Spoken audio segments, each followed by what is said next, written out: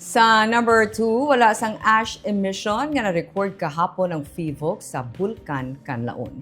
Ini ang ginaklaro ni resident volcanologist Marie Andeline Kincha kasunod sa pila ka mga social media post nga ila na monitor nga mayara sang ash emission nga nakitaan sa crater sang bulkan. Suno kay Kincha, mabaskog ang degassing o kunang pagpagwa sang puti nga steam gikan sa bulkan nga may upod nga iban pagid nga sahi sang gas pero wala sang may natabo nga ash emission. Sa piha ka bahin, ginklaro man ni Kincha nga ang superheated plume nga gin-emit sang Kanlaon sadtong Enero 28 ang isa ka common occurrence.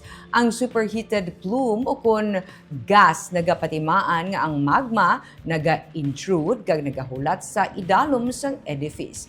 Ginpost nilang video sang superheated plume bilang pahanumdum nga bisan pa may mga short-term decrease sa activity, wala pa nahuman ang unrest sa bulkan, kag posible ang major eruption sa long-term suno kay Kincha. Wala pa na-establish klaro niya nga ang superheated plume isa ka precursor. Ang volcanic earthquake swarms gulpi nga increase o decrease sa sulfur dioxide emissions kag ground deformation ang mga primary basis bilang precursor sa eruption.